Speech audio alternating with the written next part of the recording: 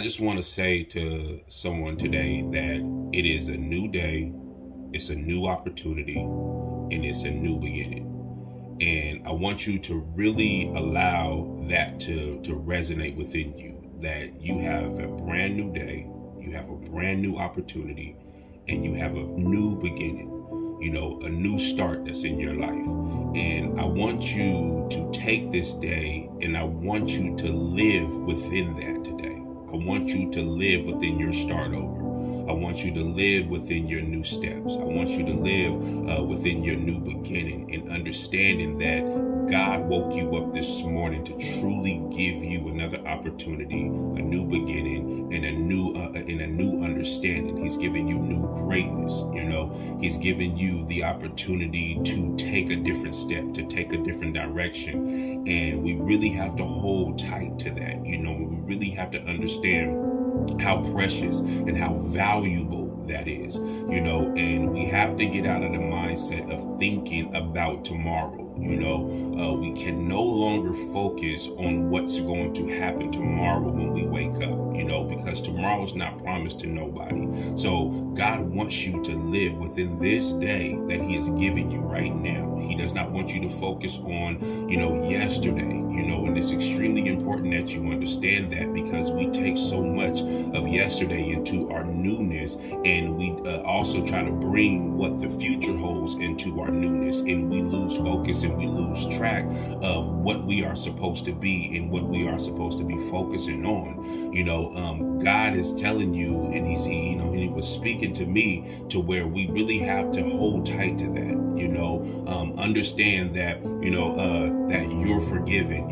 Understand that you can move forward in the plans that you have, that you can move forward in the direction that you have. Seek God and eliminate the things that are blocking your mind. Seek God and eliminate the distractions that are blocking your mind, because you have a brand new day.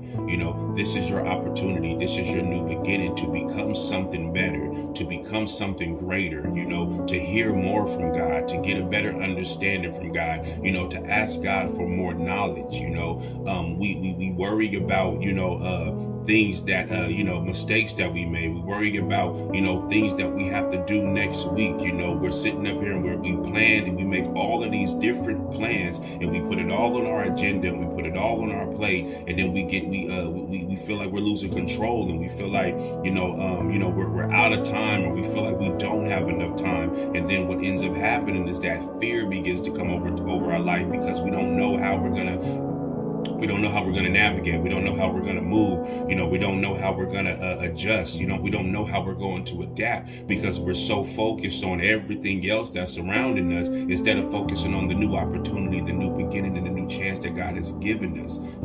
So we have to truly tap in and be in tune with the direction of God, and be in tune with the day that God has given us, because this is a new day. This is a new day, and this is a precious day. So just imagine if you don't allow your mind to wander. If you don't allow your mind to wander and start collecting things that you do not need to collect. Don't collect the stress, don't collect the worry, don't collect the frustration, don't collect the overthinking, don't collect the heaviness. Imagine if you do not do that, and you allow God to guide you every single day of your life, and get it out of your mind of thinking, oh man, if I missed my prayer time this morning, or, I didn't read my word this morning before I went to work, or, take God with you all day long. All day you will walk with God. All day you can talk to God. All day you can converse with God. That's the relationship that we have to have.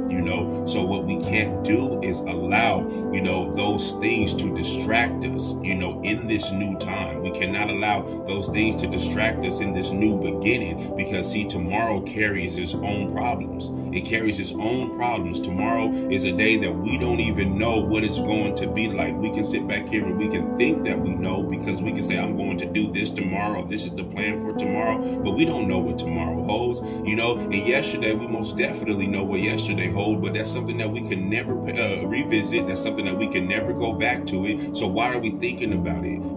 This is your new opportunity to be a better man, to be a better woman of God.